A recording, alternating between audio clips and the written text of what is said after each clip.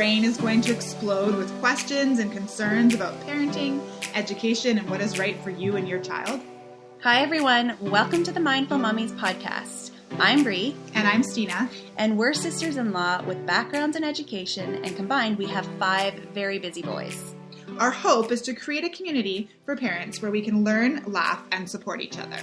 We'll be joined by special guests who inspire us and bring different perspectives to the table.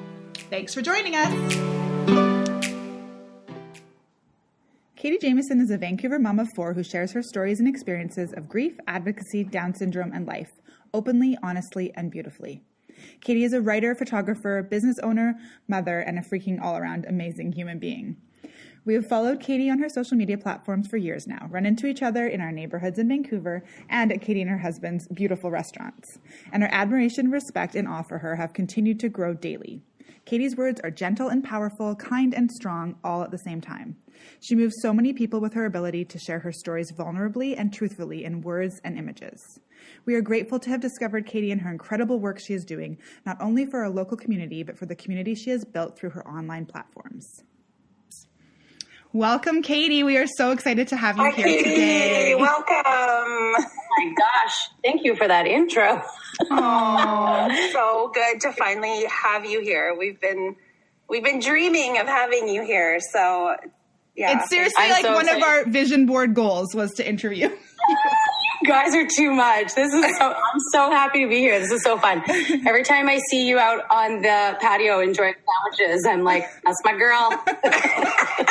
It's our go-to. It is the best. I know. It is they the need best. to get there. I haven't been there yet. Yeah.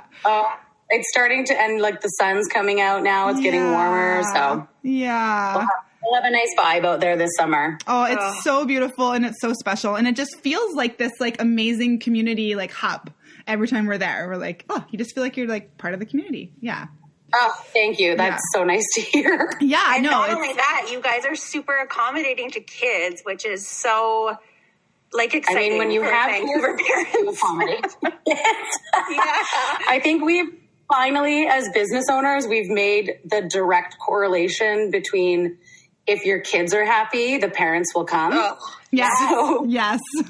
so we're like, okay, how do we make the kids happy so that the parents want to come to our business? Yes. So, Yes. I mean, I don't want to take my kids somewhere where they're not allowed to make noise or run around. So Totally. And just That's what to we be tried able to to do. go and have like a glass of wine and like not have to worry that you're like, Disturbing. you other know, people. totally Yeah. disturbing everybody around you. And it's absolutely. like priceless. And there's a Can't pretty put good price on guarantee that if my kids are there, they're the most disturbing kids on the patio. Well, I don't know. You haven't seen our 5 boys all together. Oh God! A bit of a gong we show. won't ever be all together at your restaurant because it would be a nightmare. Private booking. Yes. Yeah, we need to book the whole place. Oh my goodness. Okay, well, to start off, Katie, maybe you could tell us a little bit about your story and the work that you've done to create this incredible online platform that you have and that is just helping so many people every day. Oh my gosh. I guess, I mean, the introduction to Instagram, which would be the platform that we're talking about, is where Instagram is where I do, most of the sharing. And your blog. Your blog too. Yeah. I think that has sort of evolved over time as I've grown through motherhood over time. My introduction to the platform came with my first son, Lachlan, and I shared about his birth, and we had a really hard time in the hospital with him, and he did pass away when he was 3 weeks old. And Instagram was quite new to me back then, and nobody really used it for anything other than sharing photos.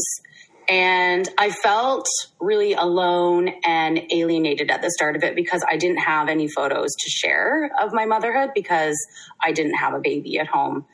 And I remember using Instagram specifically to find words that reflected what I was feeling. I searched out other accounts of poetry and mothers who had lost and, all different sort of grieving accounts that I could find, sort of reflect what I was feeling. Because when you're in that really sort of acute stage of grief, you don't have an ability to put words to what you're feeling. It's so unfathomable that there isn't a vocabulary for it. So I spent a lot of my early years on Instagram searching out other people who looked like me.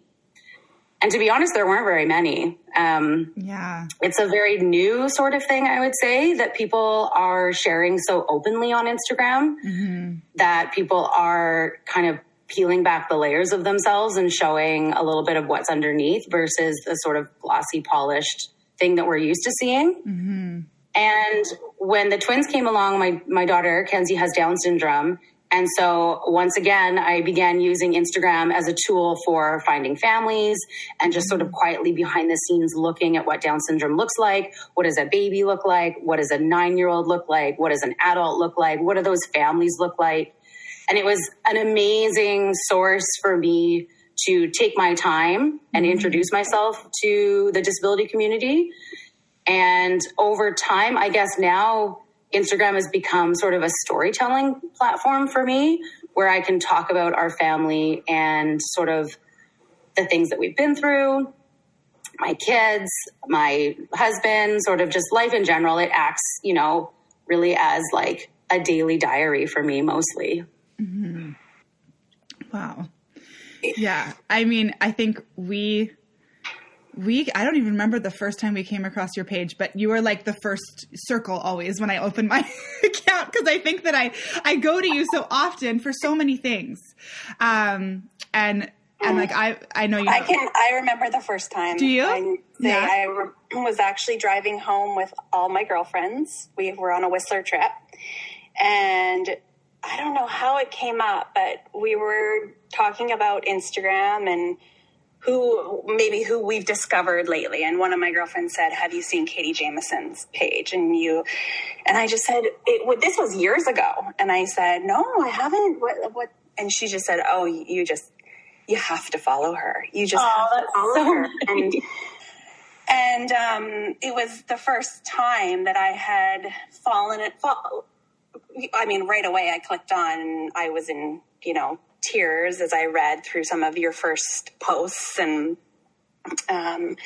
then obviously I've been following you ever since. But what you brought is just it was so unique, especially at the time, and it grabbed my attention right away. And I think I've ever since been so grateful to you for just being able to learn about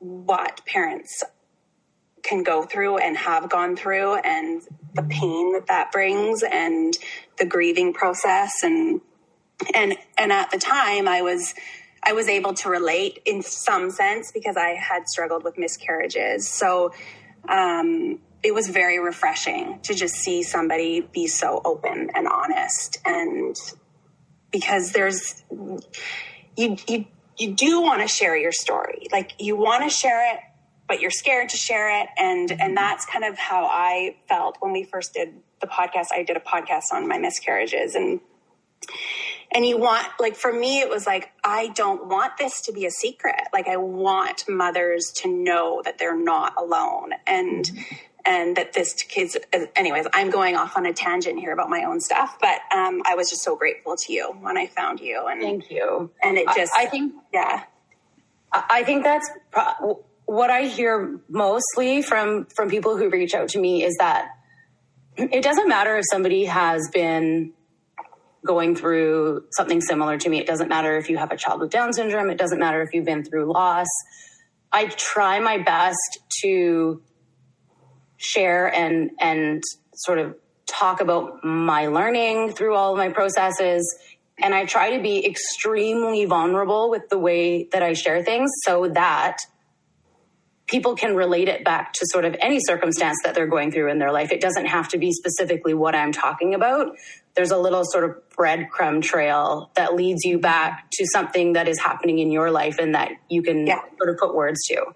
Absolutely. And you're so amazing at that. I mean, at being vulnerable and creating a safe place for people, which is what people need to feel like they can open up and share their story as well. Yeah. Which is why we just had to have you on. Yeah. Yeah. I've one thing that I connect to as far as like the grief piece is that I'm divorced, and it's something that I feel like I'm nervous to talk about, and I haven't really talked about it very openly because it's a complicated piece.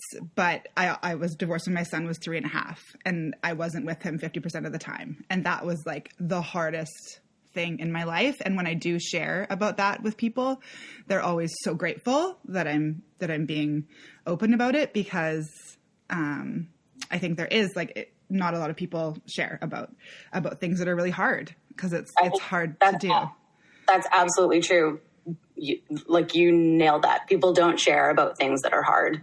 And that can be for any reason, really. I'm not someone special because I choose to share about things that are hard, but I think that what we're finding, and more so, after the year that we just had, is that the community of people that we gather through social media lean more on truth than they lean on pretty. Mm-hmm. Yeah. Absolutely. And I think that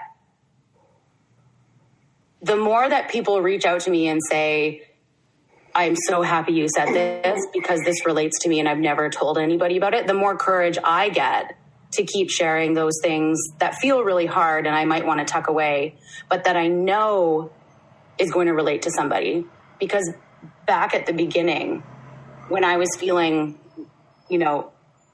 emotions that people really can't relate to and is hard for me to put into words, I know that there is somebody who is feeling that way today, and that I can offer them words to reflect where they're at that very early stage of grief, something that I didn't have when I was grieving. Mm-hmm. Mm-hmm. Yeah. I feel like we need to go back a bit and talk from the beginning. I feel like we've, Sure. Yeah, let's go back to your journey with your first baby, and just, if you're okay with that, and just fill everyone in on what you went through. And so Lachlan was born with a really rare genetic mutation, and I won't get too medical and go into the details of that, but the mutation that he had was so rare that once they diagnosed it, which was the day before we discovered that he was terminal, once they diagnosed it, they found out that he was one of 3 babies in medical literature to have this syndrome, which leads to why they couldn't diagnose it. They didn't know what was happening, and they didn't have any clues as to why what was happening. Just basically anything that could go wrong went wrong. Every day there was an alarm dinging for some new reason, and we couldn't get a handle on it. Mm-hmm. He passed away when he was 22 days old. And we were fortunate enough to be transferred to Connect Place Children's Hospice, which is palliative care here in Vancouver, BC. Mm-hmm. They are a magnificent organization. And I always say, if anybody has any money at all, it should go to children's palliative care, because it is just the worst. It's just, there's no other word for it. Yeah. And we didn't understand. Grief is so confusing. We knew that Lachlan was going to pass away. We had taken him off life support, but the doctors had assumed that he would pass away sort of moments after we removed life support. And Lachlan ended up living for 17 hours afterwards. Wow. And after about 8... Sorry, that was my door slamming. That's okay. After about 8 of those hours, the NICU got in touch with Connect Place and brought one of their head doctors over. And she came into our room, and I'll never forget how she was so gentle with us. She came into our room and said, I'm a doctor from Connect Place, and we'd like to bring you to our facility where we can help you say goodbye, and, all of these different things. And my reaction was, I don't understand. Do they need this room? Do we have to get out of the NICU? Is there another baby that, you need to, why would you kick us out when we're... Yeah. And she sat on the floor next to my chair. I was just bawling my eyes out. And she scrolled through photos of Connect Place. And she was like, nobody needs this room, but we think that you need Connect Place. And she scrolled through photos and she was like, these are the rooms that you can go in. This is the sunshine coming through the window. These are the sheets that we use. This is the bathroom where you can shower. This is the family room where your parents can have dinner while they wait downstairs. This is the garden where you can walk outside with him if you want to. Like, it was everything that we needed. Wow. And I'll never forget that moment of knowing that I had never considered those things for him. I had never considered that I would see sunshine through a window against his hair. I never considered that we would look at him under anything other than a fluorescent light. So it was a really, really beautiful and healing experience for us. And we were only there with him for a day. We were there for less than 24 hours. But the impact that organization has had on us will last for my lifetime. The people are angels that work at places like this. I mean, they're incredible people. And that's what you need. It's hard to put into words what these people do. Yeah. They're very, very good at what they do. And they know exactly what you need at the time. Parents need. Yeah. Wow. Okay, well, we're all crying now. Oh my God, what a story. Thank you for sharing that with us. Yeah. Yeah. And so Lachlan was there for a day. Mm-hmm. And then he passed. He passed away at Connect Place. And we drove home the following morning. The sun was shining and the birds were out. It was April 27th. It was this time of year, blossoms everywhere, people out on their bikes. It was just like, it was a total contradiction of what we were going through at the time. We went home and shut the door and didn't come out for a really long time. Yeah. And how is this time of year for you? I mean, I would think that this would be there's so many beautiful things and new life coming up around us. And I can imagine that it's a really hard time of year. Yeah. And I always know that it will be. Yeah. And I always know how hard it was the previous year. And I think, okay, I can, set myself firm and prepare myself for this. And every April, it's like I didn't have the year before to prepare me. It just knocks the wind out of me every year. And what I've learned over time is that that's okay for a couple of years. So we're coming up on the 7th anniversary of Lachlan passing away. And for a few of those years in the middle, I thought that it wasn't supposed to be so sad. I thought that, 4 years had gone by and I didn't need to feel so heavy about it. And I didn't need to ask people around me to remember so much. Yeah. And now I've gotten to a point where I'm absolutely okay with falling apart. It's okay that I want April to be a heavy month. Yeah. Or that I allow it to be a heavy month. It doesn't mean that I'm stuck in my grief. I really thought for a long time that was a shameful thing, to be stuck in your grief. And I've discovered, even in the last year, I've moved forward in my grief so much. And yet here we are in April and it's like it was yesterday. It was yesterday, yeah. And I'm realizing that's okay. That doesn't mean that I'm not moving through anything. Mm-hmm. It means that I'm giving myself the space to feel all of that so that I can release it and go on. Yeah. And I imagine that's what you're doing for so many others, is allowing them and showing them that it's totally okay and it's totally normal. And everybody grieves in their own way and their own time. And yeah. There's a really big aspect that I have found through my own process that grief really, really needs to be recognized.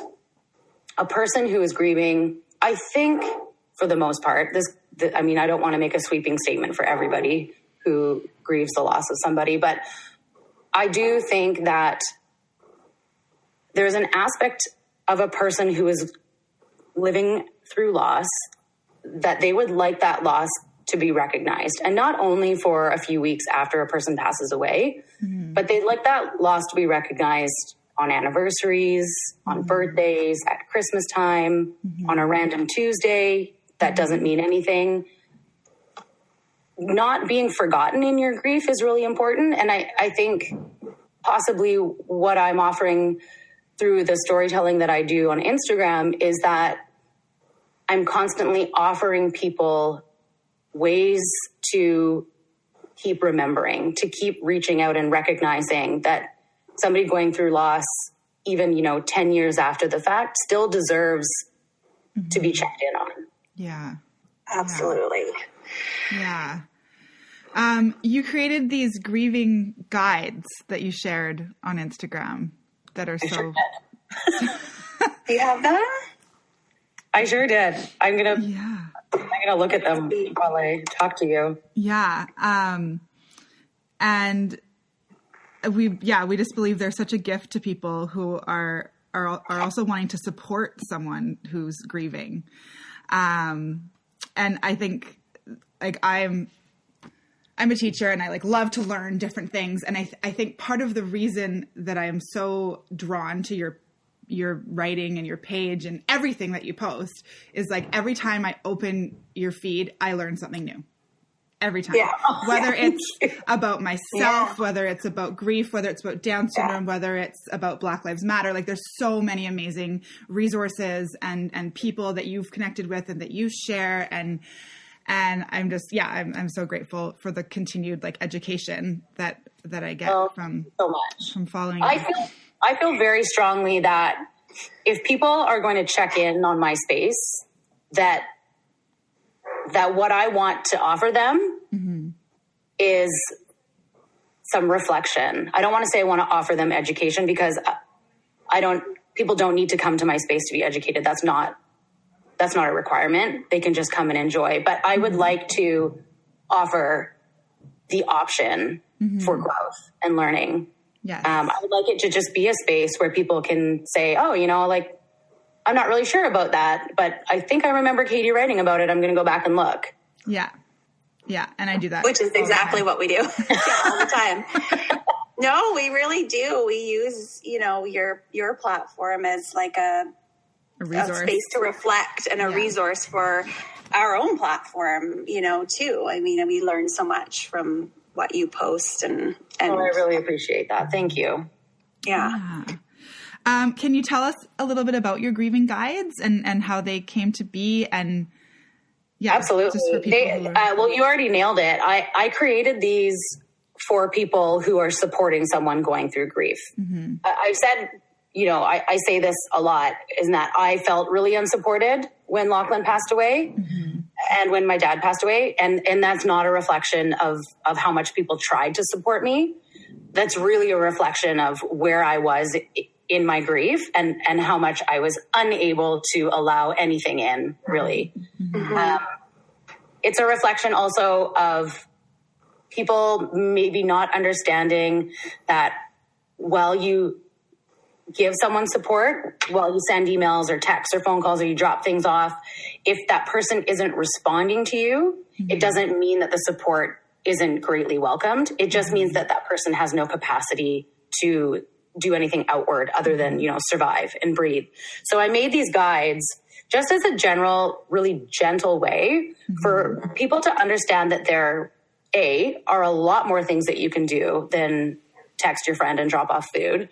And B, understand that by continually showing up, you're placing yourself in the griever's sort of closest circle of support, and that when they are ready to reach out and say, I'm ready for you to help me, that you will be the one that they go to. Yeah.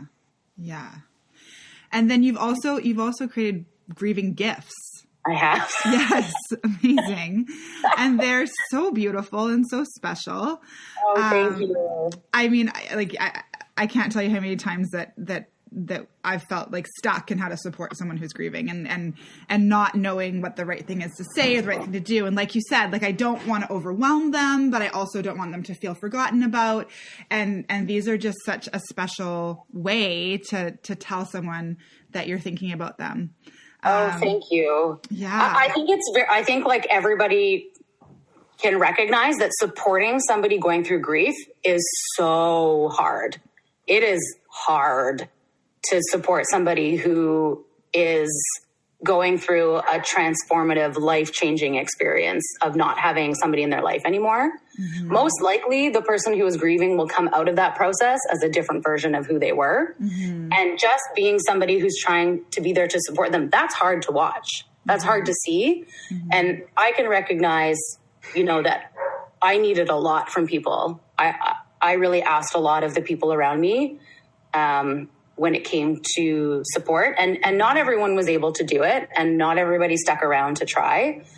But what I've done with the grieving gifts is I've tried to create things that not only help the person that's going through loss. The enamel pins really came from a place where I wanted to be recognized as a grieving mother, but I didn't have a way to do that.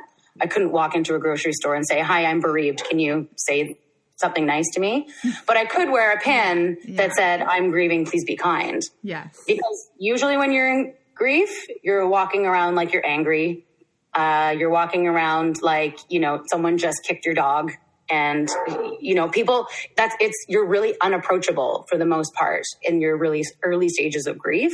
Mm-hmm. And I wanted to have something that people could wear so that it was a conversation starter about who they are and what they're going through in that stage. Mm-hmm. Yeah. Yeah. Have you worn one out? Oh, yeah. You have. I wear mine. And what is the response? I'm so curious. It's mixed. Out to you? A lot of the time, nobody says anything, and I'm okay with that. That's okay. I wear it for me. One day, I think it was last year, I was wearing the Deep in Grief pin. I was just having a hard couple of weeks, and so I wore that pin. And I was getting a coffee, and the barista said, "Oh, that's such a pretty pin. What does it say?" And I just kind of I knew it, and I was like, "Oh, it says Deep in Grief." And she was like, "Oh, that's awful." And I was like, "Okay, oh, God. Okay, you're not ready for something that real." But then 2 days later, I was wearing the same pin, and I was getting groceries. And the woman at the checkout said, "Oh, what does your pin say?" And I was like, "Oh, it says Deep in Grief." And she was like, "Oh, that's beautiful. Oh, how nice." Oh, yeah. So I know that there's going to be a mix. Yeah. I know that there is. And I think that what I've heard from people is that when they want it to be a conversation starter, they wear it pretty clearly. And when they want to have it just for them, they've got it. Like some people put it on their bag or their purse where it's not, totally visible. Yeah. And I have heard from a lot of medical professionals who wear the one that says "Broken Hearts Need Hugs and Cookies." They wear it on their lanyard as a conversation starter for kids and families. Oh, that's so I think that's what they are. They're conversation starters. Mm-hmm. And from there it branched into the cards. Yes. Which the first card I made said, "I don't know what to say, but I really want to try," because nobody knows what to say. Yeah. But everybody really wants and everybody gets the thinking of you. You're in our thoughts. I mean, everyone gets... I ripped cards up. Yeah. I was so angry. I was so mad at what had happened. And then I would get a card that says, "You're in our thoughts." And I was like, well, that's not enough, to be honest. Yeah. It's not like I had an answer or a solution for them. Yeah. But it just wasn't what I wanted to hear. Yeah. Yeah. There are two things I don't want to forget to say. I was talking to Stina, and I don't think it was from you, but I follow another mom on Instagram, and she lost her husband to cancer, and her platform is about grieving, and one of her big things that she said that drove her nuts, that is people saying, I just can't imagine how hard that would be. And I was so interested to hear your input, because I've caught myself saying it. You know, I've caught myself being that person that said, because there are moments where you just go, I just can't imagine the pain. Mm-hmm. I can't imagine the pain. And I can't imagine, I just, yeah. And so it's your first instinct to say, I can't relate. But I can imagine how unvalidating it must be, and how alone it must make you feel as a grieving mother. I personally very much dislike that phrase. Yeah. It's actually in the very first grieving guide I put out that said things you should not say to a friend in grief. One of them is, I can't imagine what you're going through. Yeah. And the truth is, you can. If you actually sat down and thought about it, you can. Yeah. And this was the first time there was any controversy over something that I wrote, because somebody in the grieving community said, I don't agree with you. I don't think people can relate. I don't think people can fathom what this is. And where I come from with that phrase of I can't imagine what you're going through is it's such a conversation ender. There's nowhere that I can go from there when you say, you know what, I can't imagine. It stops any possibility for me opening up to you, or for me thinking that you have any capability of taking in sort of the grandeur of what I want to say to you. Yeah. So in a sense, sure, maybe you can't comprehend what the loss of a child looks like, or the loss of a parent looks like. But by saying that phrase, you're not giving the person who's grieving any space to move forward with you, or to trust you as a person that can support them. Yeah. Yeah. And when I read it, I thought to myself, oh gosh, that's totally something I have said to somebody. We've all said it. I've said it. Yeah. Everybody says it. Yeah. It's sort of the first thing that when something really, really hard happens, you think you're kind of doing the person a favor by saying, I can't imagine. Your the other pain one must be so huge that I can't imagine. I can't grasp it.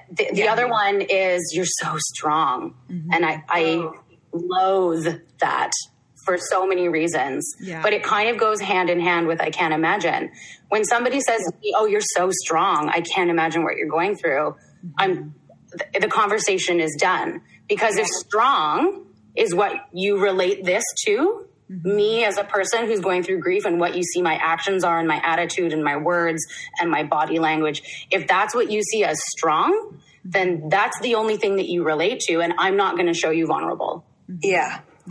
And the matter of fact is you had no choice. Like, anyone that's going through grieving has no choice but to carry on and put one foot in front of the other. Yes. So to say, put a label on you, like, oh, you're so strong, it's like, it just kind of makes you go, who do you, yeah. They're just, those two phrases, I think, are just, they're really easy. I want to say cop out. I don't mean it as sort of flippant as that, but it's a really easy way for someone to exit a really hard conversation. Yeah. Yeah. Yeah. The other thing I wanted to say was that I love that the pins, we were listening to another podcast that you did, and you were talking about how that the pins have been also wonderful for other instances or circumstances in people's lives, such as divorce, or you even said a special pet that's died, I think that's amazing. Yeah, they're really, and I've had that question a couple times. Are these gifts only for child loss? Are these gifts only for the loss of, a parent? And no, these are for any hard, if somebody lost their job, you could send them a card that says, I don't know what to say, but I'd really like to try. Yeah. I made a card specifically for the holidays or really special events that says, today is a special day and I know you're really sad. Because sometimes there's just nothing else to say besides that, but you're offering a recognition of what somebody is going through on that day. And it means so much. Mm-hmm. Yeah. Can you tell us some more of the cards because I find it's just love hearing you say them because I love hearing it in your voice, first of all. And second of all, I think it's things that we might not have ever thought about before. One of the cards that I have, well, I did a mother forever, and that one was really important to me. That one's really hard for me. Yeah. It was really important. I made it for Bereaved Mother's Day a long time. I mean, maybe 2 or 3 years ago. Yeah. And only recently have I realized that it actually applies to daughters and sons who have lost their mother. Mm-hmm. Yeah, absolutely. You know? Yeah. I mean, I think for me, as I relate to that card, it would be with my miscarriages, because you've been through the early signs of pregnancy. You're going through the nausea, you're having all the symptoms. But you're not looked at as a mother yet, you know, until you have your physical baby with you. And so I think for somebody to just give me a card like that would just be so validating, you know.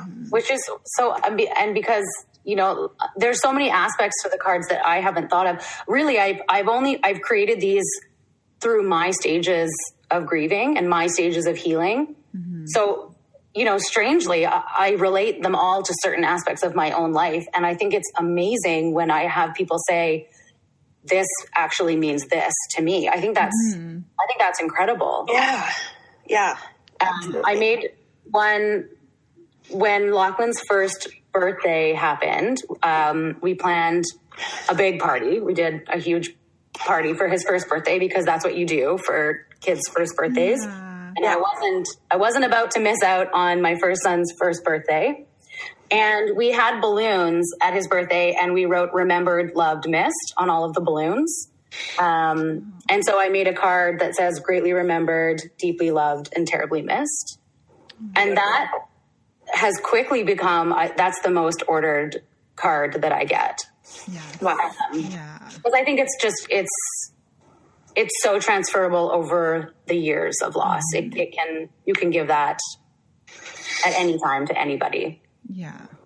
I love how you talk about setting the alarm on your calendar to just remember to check in with people that are grieving, even years and years and years after their loss. Yes. Yeah. I think that's so important. And I've totally done that since you've mentioned that. Katie, you celebrated Lachlan's 7th birthday this month. And I did. I know you guys are so great at celebrations and celebrating celebrating all the special events in your lives and your kids' lives. What are your favorite ways to celebrate and remember Lachlan? It's funny. I had a conversation so my husband has the same birthday as Lachlan. Oh, wow. Very wonderful and really, really hard for him. Wow. Yeah. So the last 7 years, Andrew's birthday has been the day that our son was born, who died, and Andrew's birthday. So it's been hard. And I try my best to focus that day on Andrew and make sure that he knows that he's loved and, you know, special, but it's inevitable that I am a limp noodle most of that day. I'm just sad for most of that day. And in the past, I've sort of shamed myself for wanting to do something big and make crafts and decorate and, you know, put my energy into sort of facilitating what looks like a birthday party. And I've sort of made myself feel bad about that, thinking that I'm denying my healing process. I'm not working on myself. I'm putting my energy into this stuff that doesn't matter instead of focusing on how I feel and reflecting and, like, you know, being still with myself and deciding how I want to move through this day. Mm-hmm. And this year I was talking with my husband and I walked into the room with a whole bunch of felt, like the felt that you know, make crafts out of. Yeah. And a bunch of those really colorful cotton balls. And I walked in carrying these two things with a glue gun. And I was like, babe, here's what's happening this year.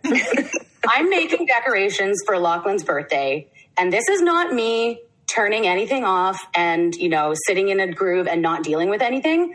This is me grieving. This is me putting my grief somewhere, keeping my hands busy, and making something beautiful out of a day that feels really hard. And he just looked at me, he's like, good for you, babe. And it was like the first time that I gave myself permission to just do the things for Lachlan that I wanted to do, knowing that that was me grieving. That was me trying to deal with my emotions and center myself for the day.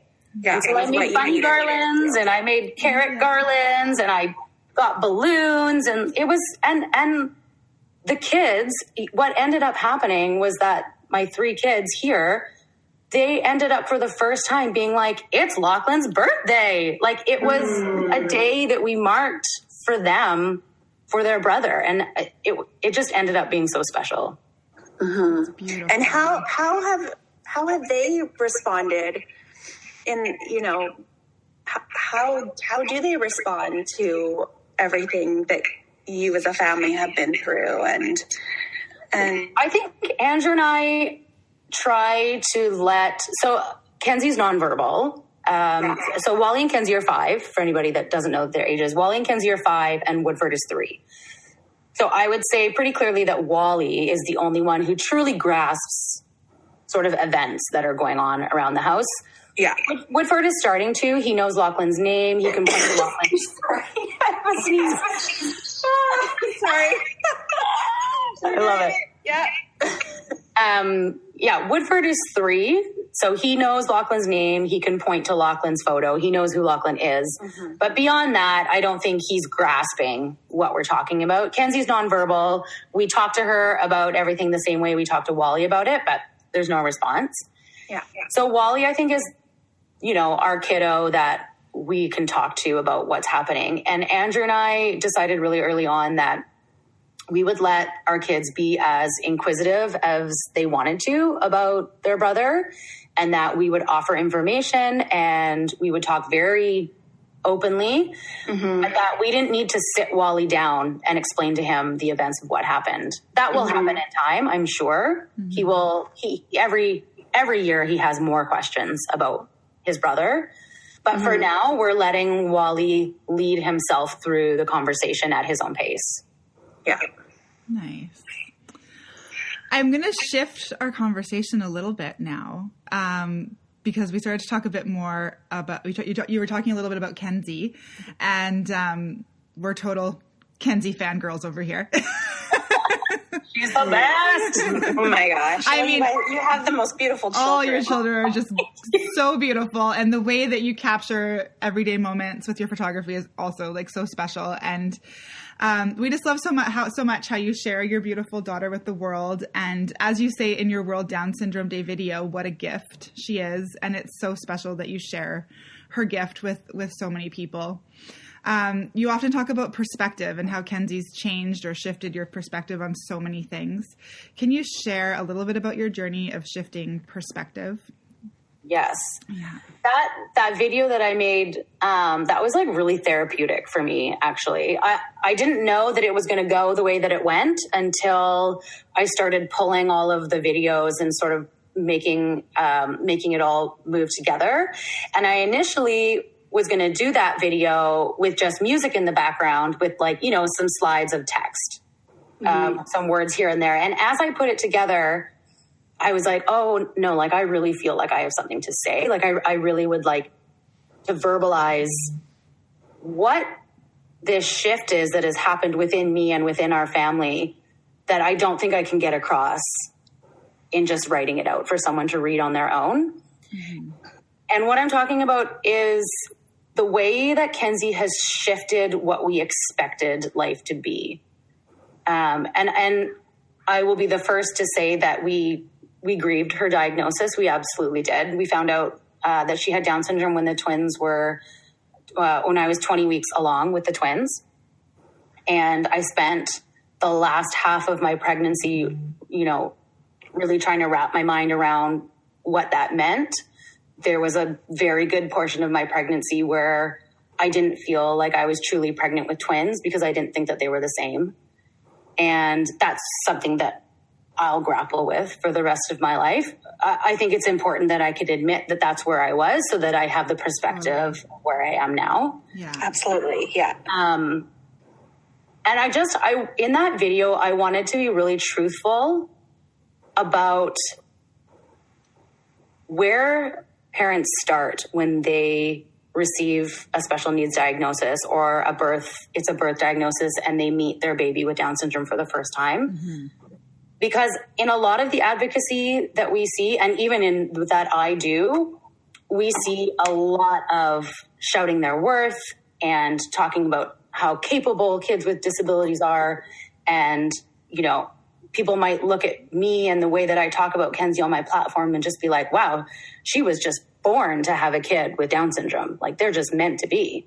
Mm-hmm. But I don't think there's enough conversation around the starting point and the truth behind where you come from. Mm-hmm. And I did come from a place where I was very sad.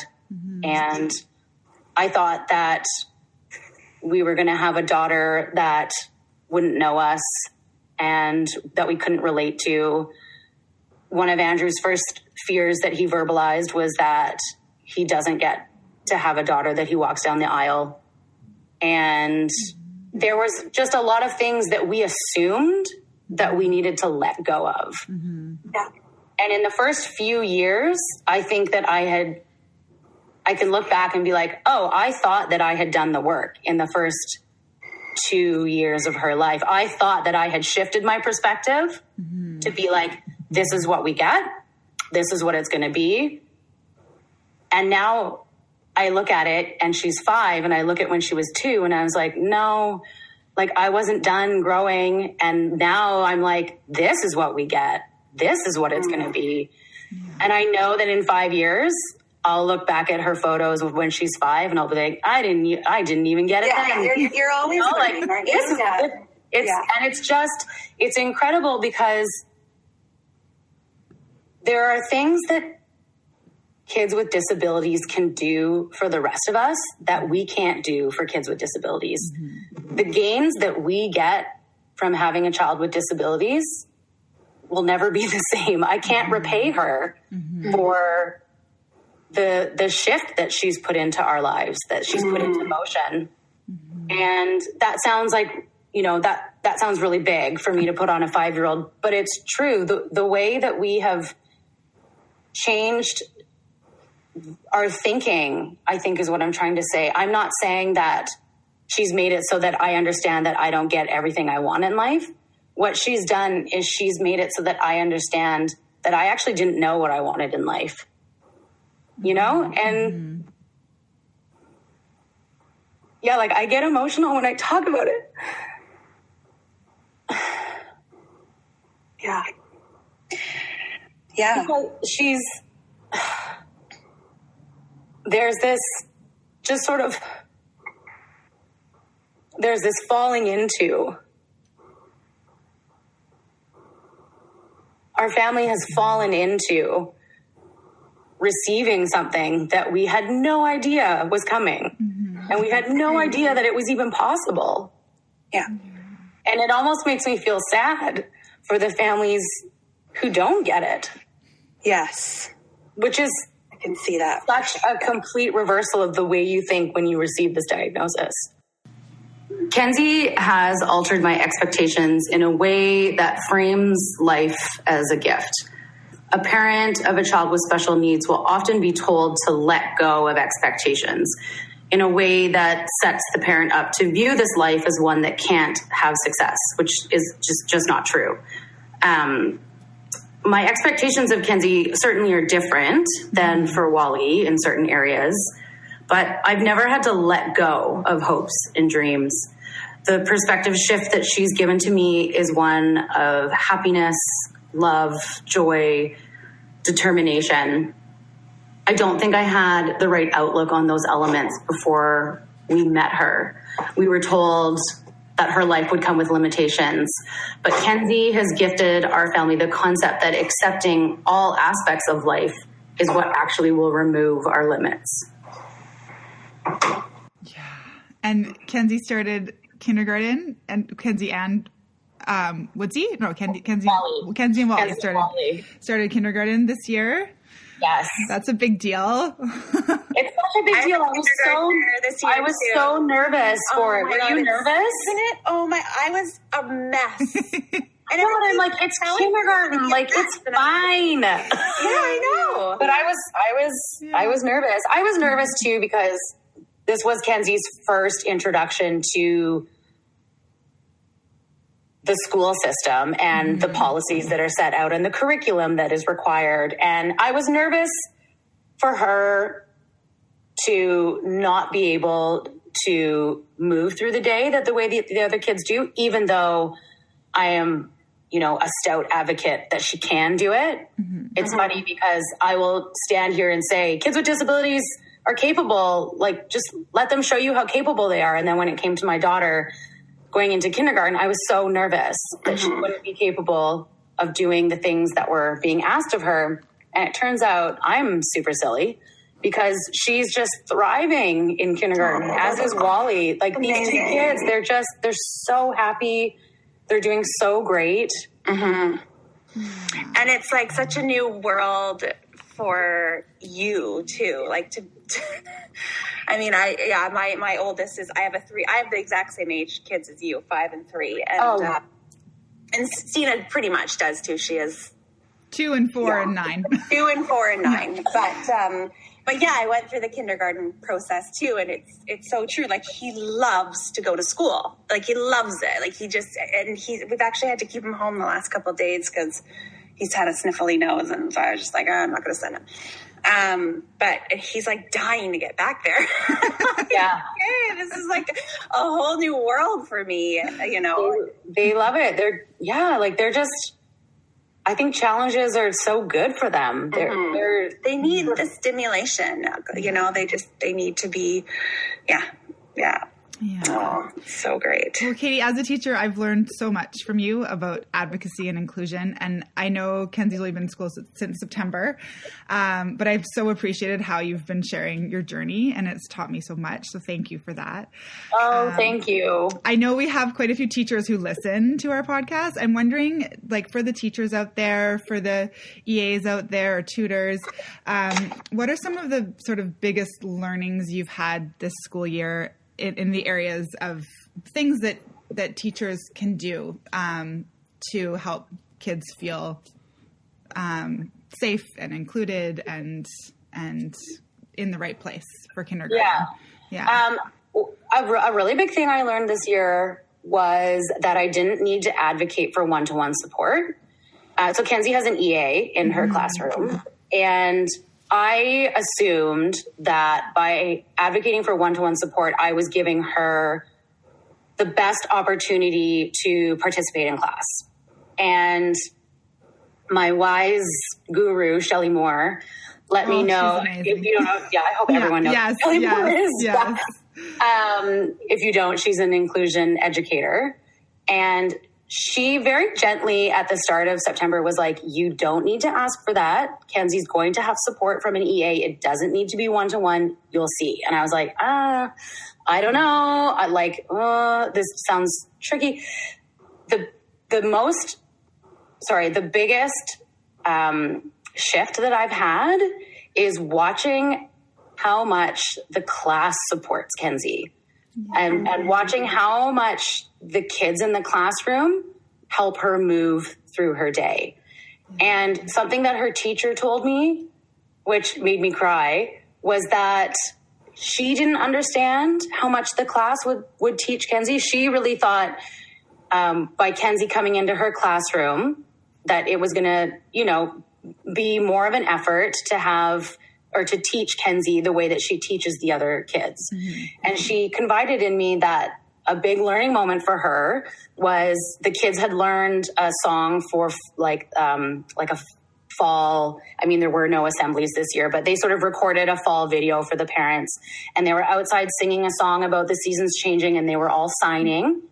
And in the moment, she thought Kenzie wasn't participating because Kenzie had turned to the side and was looking at her friend right next to her.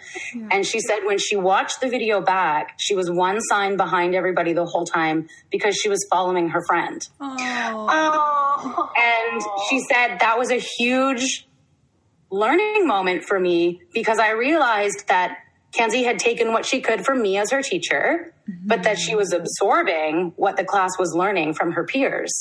Yeah. And it's just the way that these kids have embraced Kenzie. I mean, I forever shout from the rooftops, you know, teach your kids to be kind, teach your kids to include. And while I'm saying that, I'm always hesitant if anyone's listening, but it's so apparent this year in kindergarten that people are listening. Like, these kids in her class are just, they're so great. They're so great. And isn't that proof in itself that she needs to do what everyone else is doing? You know, that she needs to be treated, and she needs to be treated the same as the other kids, because that's what, like, she's going to thrive in that environment. And I think what that also shows is that Kenzie is integral for the other kids. Yes. And the way that they learn, and the way that they view disability, and the way that they understand that learning can be in so many different ways. It doesn't have to be rigid and specific to one way. Yeah. Yes. I had a mom in like October, I think it was like maybe 2 months into the school year, a mom stopped me on the way to her car, and she was like teary. And she said, I'm so thankful that Kenzie's in our class this year. My daughter has learned so much sign language in the last 2 months. And she's talking to me about how Kenzie moves through the day. She's talking to me about how Kenzie communicates with her. And she told me that Kenzie likes sparkly shoes. So we've decided that she wears sparkly shoes every day for Kenzie. Aww. And I was just like, this is like proof in the pudding. This is kids need to have kids with disabilities in their classroom. Yes. Yeah. It's Absolutely. the impact is more than we can ever account for. Yeah. You talk about Kenzie being a gift, and like, what a gift to all her classmates and to her school community to have her there. Like, they're so lucky. One thing Shelley said, I've done a couple IG lives with Shelley. Sorry, Shelley, if you're listening, I'm just like, I am really plugging you right now.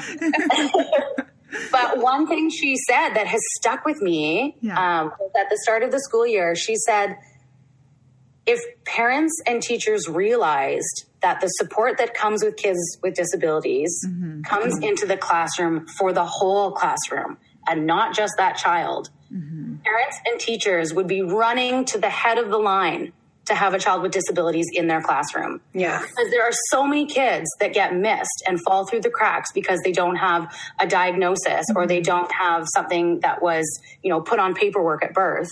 Yeah. And they don't get support. But what Kenzie is doing is she's bringing that support into the classroom so that her EA is there to support everybody. Yes. Yeah. And so many of the strategies that, like, I mean, when I've worked with children with disabilities in my class, the strategies that are provided are great for the entire classroom, right? Like, it works for everybody, not just... There's a picture board at the front because Kenzie works with visuals. So they have a picture board of like everything that's happening during the day. And when I hear them, when I drop the kids off, Wally will walk into the classroom and be like, that's the same picture board from yesterday. That's not what we're doing today. And they're just be like, yeah, sorry, Wally. Like, I'll get right to that and switch that over. But like, he thrives off of that. Yeah. Oh, of course. I mean, they all do. They all want to know what's happening next. It's the structure, right? And no surprises. This is what's happening next. And to be able to see it visually is so important. It's something that I, as a parent, try and remind myself to do for my own children. I think it's just it's the recognition that, like, you don't know how the kids are going to learn until you introduce a whole bunch of different ways for them to learn. Yeah, absolutely. Yeah, everyone learns differently. Let's not just cater to one way of learning. No, and I mean, I 100%. Feel like I've failed as a teacher and a parent so many times, and trying to teach something, and you just have to stop and be like, okay, this is obviously not working. So try and try again. And sometimes I've taught the same lesson 5 different times in 5 different ways. And it takes, I wish that school had been like that. I was a terrible student. Oh my gosh, I failed math every semester and then retook it the next semester because I couldn't grasp it. I was the same way. Yeah. It would have been. Well, I have a history of dyslexia in my family. So, and previous to this and having children, I was an Orton Gillingham tutor. So a tutor that works with kids that have dyslexia and attention deficit and stuff. So we're big believers in accommodating how a child learns and figuring out the different learning pathways and all of that. And it's true. And I feel like we're coming around. People are, the school system's getting a lot better at accommodating children in all different ways and forms. And I think that's true, definitely. Yeah. But there's still so much work. Work to be done. Absolutely. And the changes only happen when people get behind parents like me. Yes. To say, I don't have a child with disabilities, but I would like to see a child with disabilities in our classroom. Totally. Yeah. It was one of the things that we always just, said to parents who would bring their kids to us is you have to be the squeaky wheel. Like you have to, because if you're not, then they can tend to get looked over and passed along. And so you got to advocate. You got to advocate for your kid. And you never, as a teacher, you never want that to happen. I don't think. I just think that it's a very overwhelming job at times, right? And it's crazy and chaotic and busy and to have a parent come up to you and say, hey, like in your face, I want you to see this about my child, because even though you try so hard to see all 22 little souls in your class and you want to see them completely and you spend every day trying to do that, you've still got 22 of them in front of you. And so to have parents, like I've always said, I so appreciate if parents like, oh, I'm sorry to bug you. I'm like, no, you're not bugging me. Please, like, tell me more about your child. I want to know more, because parents know their children the best. And that's, Mm-hmm. But when I do feel like saying, like that's pretty progressive, because I think that in the past now that's me. Especially some of the older school teachers, it can be looked at as like insulting, like I'm not doing my job. Mm-hmm. When really, like 22 children, that's a lot of work. Mm-hmm. It's a lot of work to. Something I learned this year, I approached my first year of being a parent with a child in the education system with the knowledge that parents of kids with disabilities have a certain stigma around them. Mm-hmm. As, we're pushy, we're bossy, we're in your face, we have to be really loud to get what we want. And while those things are true, because in the past, parents of kids with disabilities have not been able to get what their kids need. Yeah. And that's not visible unless you're in the disability community. Mm-hmm. But I approached the kindergarten year with the mindset of, how can I help the teacher get what she needs to teach my child in a way that benefits the whole classroom?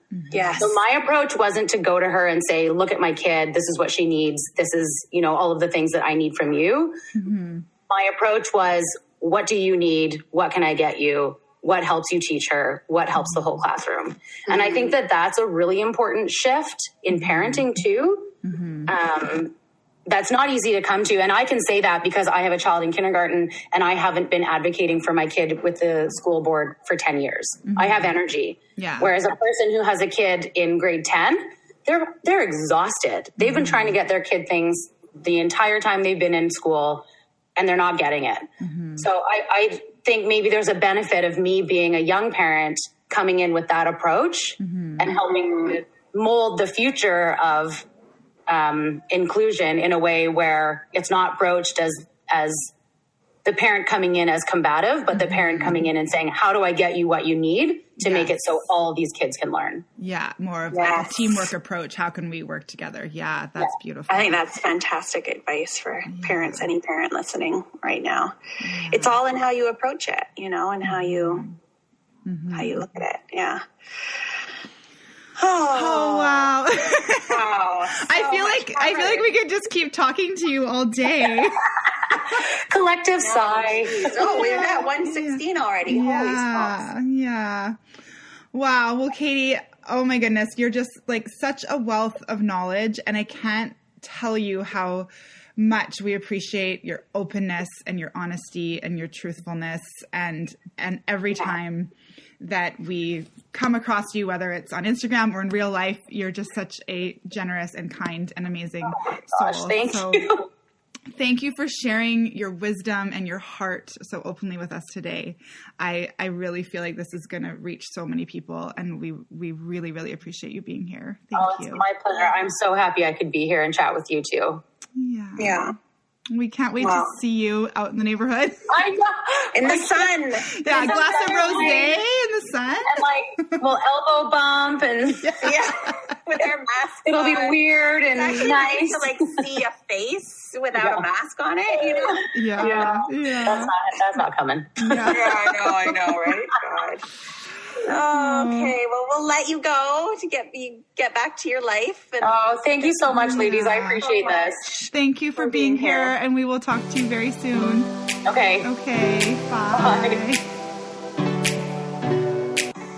Thanks so much for joining us today. Please don't forget to like and subscribe to our podcast on iTunes or Spotify or any of the places you like to listen to podcasts. You can also follow us on Instagram at The Mindful Mummies or check out our blog at themindfulmummies.com.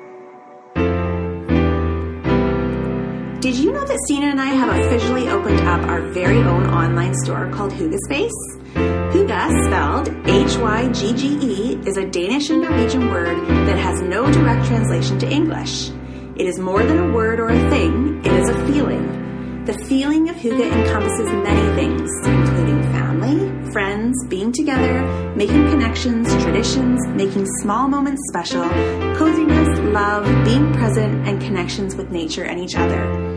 Both Stina and I share a passion for Hygge, as it is a practice that was taught to us by our grandparents and parents, and we continue to share it with our families and friends today.